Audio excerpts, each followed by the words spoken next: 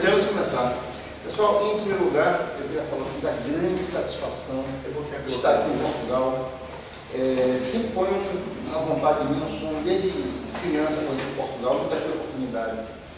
E um dia, e pouco que eu passei aqui, andando em alguns lugares aqui, conversando com pessoas, é exatamente como eu pensava. Portugal é muito próximo a Salvador, as pessoas muito gentis, até demais, né? E eu, assim, não fiquei surpreso porque eu esperava, mas fiquei muito agradecido por estar aqui com vocês. Em primeiro lugar, isso. Bom, em segundo lugar, eu nunca entrei numa roda de capoeira, então não faço perguntas técnicas, eu não vou saber responder, né? E, bom, outra coisa também é o seguinte, eu já sabia que é uma enorme responsabilidade a gente vir falar de capoeira, né? A capoeira é um patrimônio brasileiro, uma coisa que não é à toa, né? Aí chega Milani ainda, dobra essa responsabilidade, eu vou ter que responder tudo isso que ele falou aí, né? Bom, eu pedi justamente para a gente ficar nessa exposição, que é para a gente poder todo mundo ver todo mundo, e vocês me permitirem de vez em quando sentar um pouquinho, que eu não sou capoeirista, mas meu joelho está estourado, e de vez em quando eu preciso dar uma sentada, né? Bom, vamos falar por partes agora, né? Primeiro, o livro. Esse livro, eu falo assim, a capoeira como eixo central, mas com diversas vertentes, né?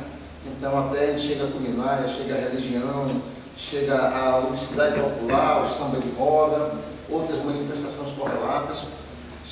Falamos muito da questão do preconceito contra o capoeira, contra o negro lá no Brasil, não sei como é que funciona aqui, mas lá ainda é muito forte, apesar de já estar muito melhor. Aliás, nem só contra o negro, contra os pobres, os despossuídos, o preconceito lá ainda é uma coisa muito forte, a gente toca sobre isso aqui. Falamos um pouco sobre o carnaval também, que tem uma marca muito grande da cultura afro-brasileira no carnaval. Então, fazemos uma coxa de retalhos, mas o eixo central sempre a questão da capoeira. Eu acho que seria interessante eu falar para vocês como eu comecei a me envolver, né, com a capoeira. Eu, menino, já nasci perto e conheci pessoas ligadas à capoeira, que eu nem fazia ideia que depois a gente ia juntar essas peças, né? Então eu fui colega de Selma. Selma casou com Camisa Roxa e foi um dos primeiros que trouxe a capoeira através dos grupos parafolclóricos para aqui para a Europa, né? Conheci pessoas que construíram o Viva Bahia, que foi o primeiro grupo, a gente fala daqui a pouco sobre isso, que começou a juntar capoeira com samba de roda, com puxador de rede, expor a capoeira esteticamente, né? O mestre Charel foi meu professor de educação física. O mestre Tapuã, eu conheci em Tapuã, que eu frequentava muito lá desde menino. O mestre Pastinha, eu tive a oportunidade, eu sou fisioterapeuta, além de professor de educação física, eu tive a oportunidade de dar atendimento fisioterápico quando ele estava quase à morte. Mas não sabia, eu estava ali com relação de pacientes, né, para fazer fisioterapia, aí de repente eu tirei o mestre Pastinha. Então eu fui pela vida toda. O mestre Alabama foi meu colega de segundo grau. A diversão dele era me derrubar. Eu estava andando, daqui a pouco saí, meu pé batia um no outro, eu caía. Ele, porra, cara, para com isso. Mas, então, assim, eu fui conhecendo as pessoas da capoeira assim, né? E fui vendo as histórias da capoeira. Minha avó, ela morreu com uns 90 e poucos anos. E só para vocês terem uma ideia, ela tinha uma medalha, chamada Medalha Tomé de Souza, que a cidade de Salvador empresta a pessoas que têm um relevante serviço prestado à sociedade. Então, ela era de tudo. Palestra do Corpo de Bombeiro, ela estava lá, fazia curso de não sei o que lá tal, e ela também era aluna do mestre Caissara. Imagine, ela ia lá jogar capoeira com o mestre Caissara, sabe lá Deus como é que ela fazia. Aí então eu fui conhecendo essas pessoas, né? Mais tarde, quando eu fiz o curso de educação física, isso se ampliou muito mais. Vieram o mestre Saci, mestre Sabiá, que eu conheci bem mais recente agora, e tantas outras pessoas, mas eu nunca pensei, nem de longe assim, que isso pudesse né, resultar em um trabalho dessa forma. Eu fui fazer um mestrado, e no mestrado era mestrado em administração, e eu procurei fazer uma ponte entre as diversas formas de se administrar a capoeira, né, entre a capoeira e a administração, e consegui fazer o meu trabalho de conclusão do mestrado, e posteriormente, né, eu transformei nesse livro. Bom, isso é uma breve história, só para vocês entenderem mais ou menos como é que é a minha relação com a capoeira. Milane me pediu para falar com vocês um pouco sobre essa questão da capoeira na universidade, né? E aí a gente vai chegar lá, e quando chegar aí eu vou falar um pouco da capoeira, da minha visão da capoeira para crianças, e já tem aqui o mestre Tucas, né? Inesquecível. Tem o Bobex também, que é ali, que gosta agora com criança. Então, essas pessoas a gente vai, né, jogar todo mundo na roda aqui e trocar conhecimento. Bom, eu falar um pouco da história da capoeira, como eu vejo, né? Coisa que assim, Vai? Isso. Bom, tem uma socióloga baiana, Paula, não lembro o nome dela, Paula, não sei, eu lembro. Ela falou que a capoeira é uma semente africana plantada em solo brasileiro. Essa, para mim, foi a melhor definição da capoeira, né? Porque realmente a capoeira vem com os elementos todos constituintes da cultura corporal do africano, mas se desenvolve no Brasil, nasce no Brasil, e quando ela nasce, não só os negros, mas os imigrantes portugueses têm uma contribuição muito grande da capoeira, principalmente no Rio de Janeiro, né? Então, a capoeira se miscigenou, né? Virou uma coisa que um jeito de corpo, uma cultura africana que plantou a semente no solo brasileiro e nasceu. Essa é a minha ideia. Eu acho, eu acredito nisso, muito embora tenha pessoas que não acreditam dessa forma. Então vamos falar um pouquinho de como cada pessoa, cada grupo, cada corrente de pensamento que eu conheço enxerga essa questão da origem da capoeira. O pessoal de Angola, principalmente liderado pelo Mestre Moraes, meu amigo, inclusive o Mestre Moraes, eles dizem que a capoeira nasceu na África e veio da África para o Brasil como capoeira, né? Vocês já devem ter ouvido falar da dança da zebra já?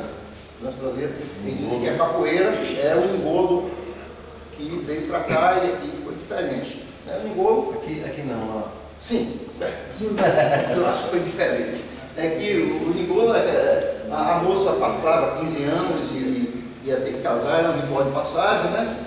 2 fileiras, e os caras estavam com pernadas, e quem fosse derrubando o oponente ia ficando e tal. Bom, eu não sei se alguém tem mais alguma outra referência do que isso, né, que diga que a capoeira realmente veio como capoeira da África para o Brasil. O próprio Pastinha foi lá na África e investigou e não achou nada de consistente que dê apoio a uma versão que veio a capoeira de lá da África para o Brasil. Bom, isso não tem nem tanta importância, né? Mas vamos somente, para contextualizar aqui, falar como eu vejo a capoeira nascendo no Brasil, né? Eu acho que existem algumas provas muito fortes que a capoeira realmente nasceu no Brasil. Por exemplo, se ela tivesse nascido na África, os escravizados africanos foram não só para o Brasil, foram para a América Central, para Cuba, para diversos lugares, e nesses lugares nunca teve capoeira. Então é de se estranhar, né, que se tivesse vindo de lá para cá, só os capoeiristas, escolheram os capoeiristas para ir para o Brasil, né? Então fica uma coisa meio, assim, meio difícil de acreditar, né? Outra ideia também, que a gente leva em consideração, é a questão da língua, né? Vocês que trabalham aqui na Europa sabem que todo mundo que joga capoeira fala os termos todos em português.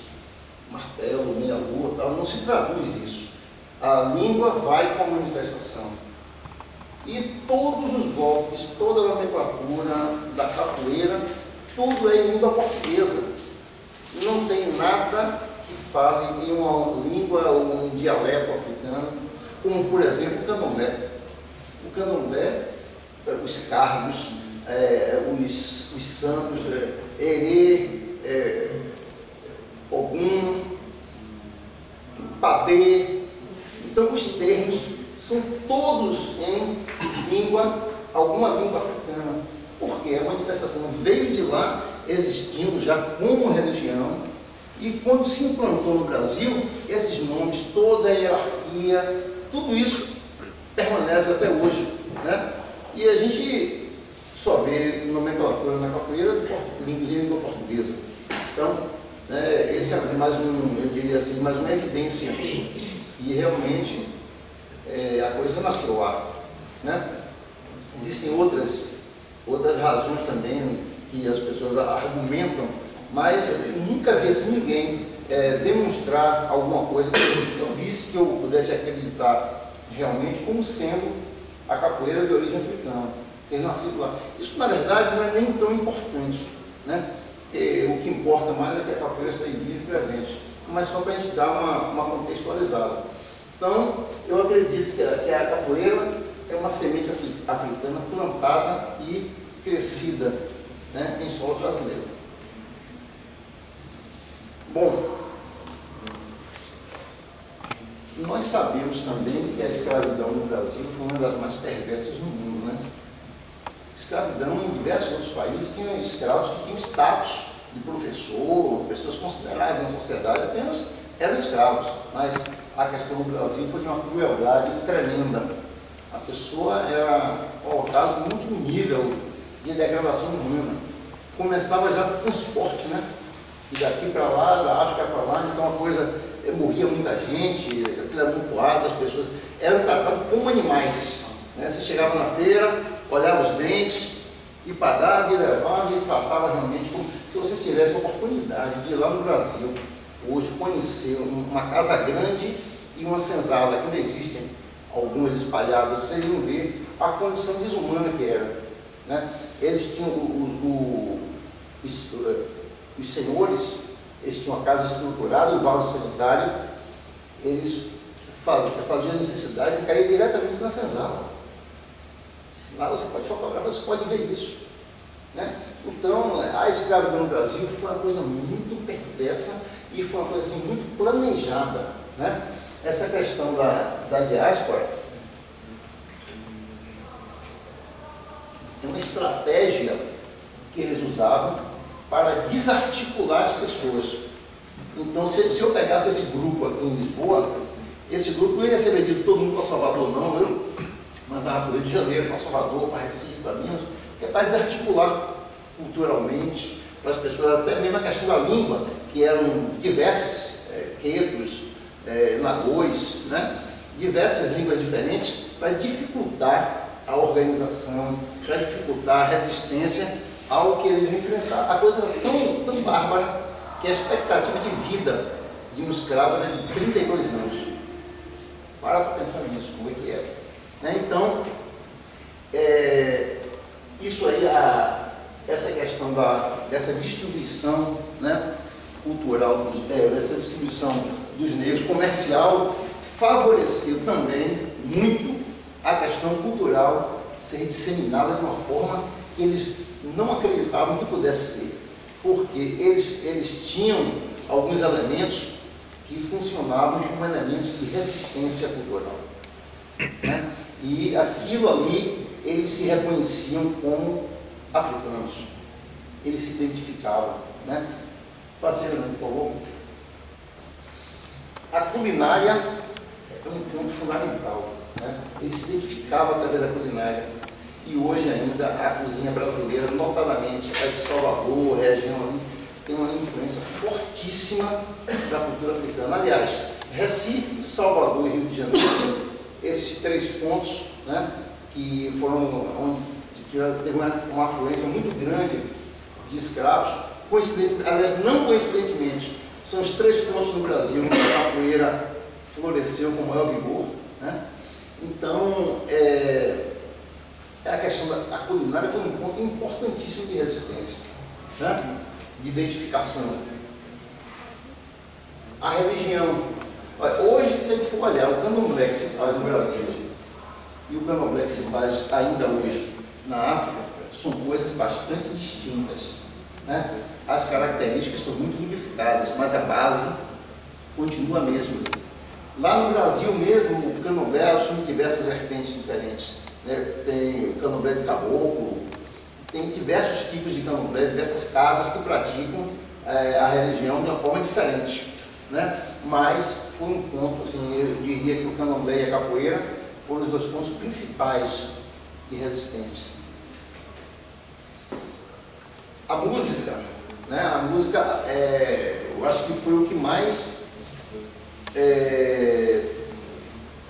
originou manifestações diferentes do lundu, o jongo, o samba, tantas manifestações musicais que são herança do africano, é coisa assim, mesmo de você parar para ver que o maracatu é muita coisa, as origens da música como identificação floresceram assim demais no Brasil. Tem muita coisa ainda hoje que é como se fosse, você estivesse vendo o jongo, por exemplo, é um antecessor do samba, você vê dançar o jongo, é uma coisa muito primitiva, uma dança muito, sei lá, quente, diferente do que normalmente se vê, né? O jongo, inclusive, fica muito próximo do reggae, o próprio ritmo, né? Então a música foi um ponto importantíssimo também de resistência. E a capoeira, né, que é o nosso foco, foi um outro ponto também. Todas essas manifestações que vocês viram, é importante a gente ver que sofreram ou perseguição ou discriminação, né? A própria alimentação, a Edson Carneiro fala em seus livros sobre a alimentação, que são coisas, ele descreve como coisas repugnantes, nojentas. Ele fala dos bolinhos de feijão que chamam de acará e de um suco que faz com abacaxi e rapadura, que mais parece um vomitório. Eles falam assim mesmo. E a música era percebida, o sambista, o samba no Brasil, até a década de 30, 40, 50, era coisa de vagabundo, né? Os caras gostavam muito de usar a malandragem, usavam a calça com a boca apertadinha, aqui assim, né? E aí, esse era um dos pontos de indumentária que identificávamos. A polícia, quando pegava os caras, jogava uma laranja, um limão dentro da calça. Se a laranja não passasse, era vagabundo, né? Já metia o cara em prisão. Então, as casas de candomblé, até hoje, acreditem, que ainda tem grupos religiosos assim, bem sectários, que passam pelas casas e jogam enxofre lá para dentro, dão pedradas. Isso ainda hoje ocorre. Desde 74 que está proibido e foi colocado como crime, né? Por lei, por força de lei, mas ainda hoje existe esse preconceito. O samba, a música, a alimentação e a capoeira, então, a capoeira era vista como uma coisa perigosa. Até porque a capoeira unia muito essa questão da circularidade, de todo mundo ser igual, de todo mundo participar e ter assim, uma cumplicidade entre os capoeiristas, era uma coisa muito forte, né? Ninguém entregava a ninguém. Mestre Bimba dizia assim, é bom a gente jogar capoeira perto do quartel, porque se pegarem a gente, eles arrastam, porque lá amarrava e arrastava de cavalo, né? No instante chegava, não sofria muito, né? Então, essas são as coisas interessantes. A capoeira foi, desde antes dela ser criminalizada, daqui a pouco a gente vai ver isso aí, ela já era discriminada, né? Era chamada coisa de preto, vai ser coisa de preto. E a capoeira nunca foi vista com bons olhos, muito embora os políticos e a classe dominante se valessem dos capoeiras para fazer alguns servicinhos sujos, como bater da surra em alguém ou matar. Eles sempre faziam isso, né? Mas nada oficial, né? Então, não, capoeira não presta, mas o meu amigo capoeira que faz meu serviço está ali, o capoeira dá serviço dele, né? Então, a capoeira já foi muito isso, serviu muito de resistência. Eu fui, no ano passado, eu fui convidado para ir no aniversário do mestre Curió. na Escurió, que eles convidaram a Secretaria de Educação, eles mandavam ir. E o tema era esse, capoeira, uma luta de resistência. Mas eu cheguei lá agora, é o seguinte, eu fiz uma palestra na contramão, aliás, eu sempre gosto de andar um pouco na contramão. É o seguinte, a capoeira hoje não precisa mais de resistência, né? Precisa de ampliar, precisa de galgar espaços novos, porque hoje ninguém resiste, a capoeira não encontra oposição, ao contrário, a capoeira hoje está sendo aceita em todas as instâncias. Lá tem escolas, desde os pequenininhos, a molecada toda já joga capoeira, na universidade tem capoeira, em qualquer lugar tem capoeira. Então, a capoeira hoje não é mais uma luta de resistência, sim, talvez uma luta de afirmação, uma luta para ampliar horizontes, para conquistar novos espaços. Eu acredito assim, eu não acredito que hoje a palavra resistência seja aplicada com propriedade às necessidades da capoeira. Eu até mandei, eu acho que eu mandei um texto desse, não foi, Elaine, no portal, falando sobre isso. Eu também quero, você já mandou tanta coisa, eu vou lembrar disso. Eu acho que sim. Bom, então, a coisa era feita assim de uma maneira velada, né? Mas não era criminalizada. Então, no Brasil, no governo desse cidadão aí, Marechal Deodoro da Fonseca, aí virou realmente uma questão proibida, né? Com decreto, previsão de prisão, degredo, né? E eles mandaram muitos capoeiras que estavam presos, eles mandaram para a guerra contra o Paraguai, né? Que o Brasil entrou na guerra mais covarde que eu já vi, foi Brasil, Argentina e Uruguai contra o Paraguai. Então, brincadeira isso, dá para acreditar? Contra o Paraguai. E lá os heróis, o pessoal lá não gosta muito que eu fale isso não, mas eu digo, o patrono do exército brasileiro, Duque de Caxias, a falar, tá, foi herói dessa guerra. Tamandaré foi herói dessa guerra. E isso a história não ensina a gente. Lá a gente só aprende se a gente vai buscar uma guerra covarde, né?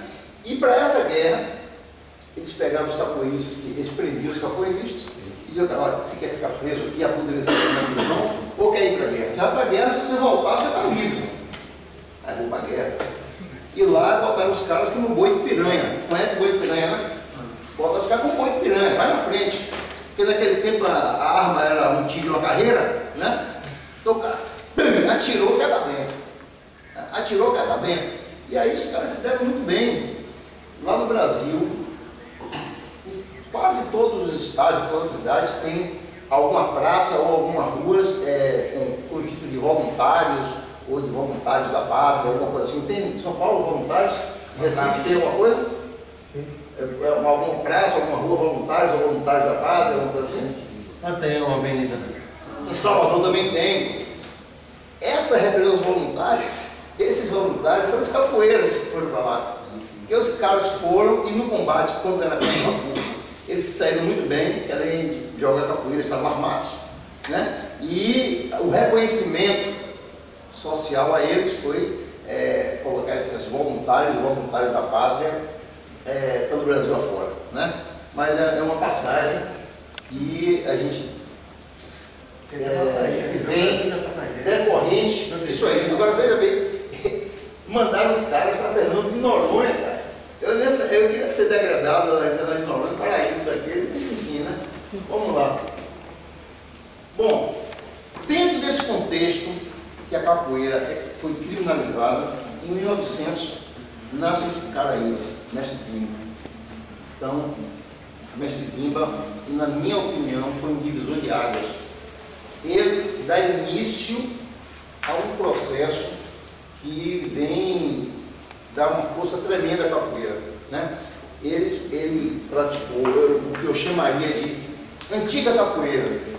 Ele foi sendo praticada e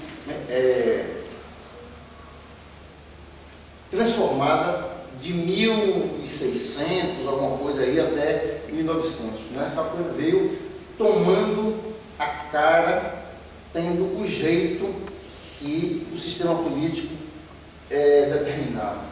Então a capoeira veio, inclusive, essa questão da música, que nem sempre teve berimbau, nem sempre teve pandeiro e outros instrumentos na capoeira. A capoeira é feita a roda e se jogava. Mas Dizem alguns pesquisadores, e eu não tenho condição de negar nem de afirmar, que os instrumentos foram sendo introduzidos para que ficasse feito um disfarce.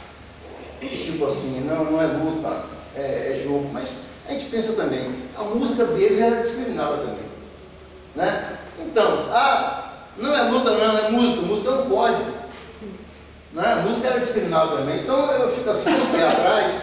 Mas enfim, os instrumentos foram sendo introduzidos pouco a pouco na capoeira e veio se transformando. Então, o Mestre Bimba, ele praticou essa capoeira que veio do século XIX para cá. Da mesma forma que o Mestre Pastinha. Os dois praticaram a antiga capoeira, por assim dizer. O Mestre Bimba era um cidadão que tinha uma visão muito grande. Ele muito mal foi alfabetizado, mas ele tinha uma noção muito grande de tudo na vida. As pessoas que conviveram com ele falam que ele filosofava muito, ele tinha muita teoria, muita coisa que estava na cabeça dele, que ele apenas não tinha como formalizar aquilo. E aí que entra o Mestre Decânio e outras pessoas que ajudaram ele nesse processo de organizar a capoeira. Bom, Mestre Bimba, ele era filho de um cara que era lutador de batuque, uma luta chamada batuque, que era uma luta daquela região de Santo Amaro, Cachoeira, Recôncavo Baiano, né? E tinha essa luta chamada batuque. Ele viu o seguinte, ele pensou o seguinte, que a capoeira tinha se modificado muito para disfarçar, para fugir da perseguição, e a capoeira perdeu o sentido de combate na visão dele. Então ele decidiu fazer aquele que denominou de luta regional baiana. Ele pegou alguns golpes do batuque, pegou alguns golpes da capoeira que ele conhecia e colocou um pouco de si, bastante de si, e fez uma mistura ali e chamou de luta regional baiana. Ele dizia, por exemplo, que o capoeirista, se tivesse uma área assim grande, ele sabia se defender, sabia se virar. Mas se tivesse acuado no canto, não podia nem gingar. Então ele criou a sequência, né, a cintura desprezada. O que é a cintura desprezada? Você despreza, você não usa a cintura. O capoeira usa a cintura. Então ele fez uma sequência que ele chamou de cintura desprezada, que é para quando você tivesse no cantinho, que tivesse acuado, você saber se defender. Aí vem balão cinturado, tudo que você sabe muito mais do que eu aí, eu realmente não sei para que lado vai. Mas não é verdade, eu não sei para que lado vai, né? Eu só sei que o sistema foi esse. Ele pensou dessa forma e daí ele criou a luta regional baiana, né? Com os elementos que ele tinha de batuque, da antiga capoeira que ele praticou e conheceu, e elementos de sua criação própria, como a cintura desprezada. Aí ele consegue fazer a luta regional baiana.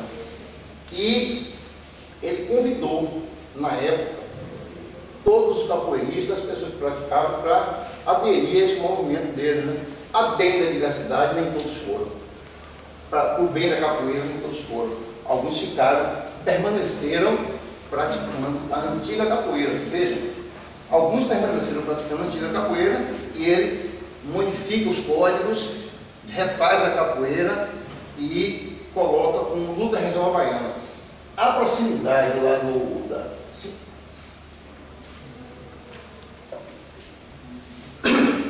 aí vem em 1936, deixa eu ver, vem para o próximo, esse. E ele já tinha criado a regional. Quando chega em 36, no governo desse cidadão aí, Getúlio Vargas, ele era um governo meio fascista, né? Era inspirado na Alemanha, de Hitler, Mussolini.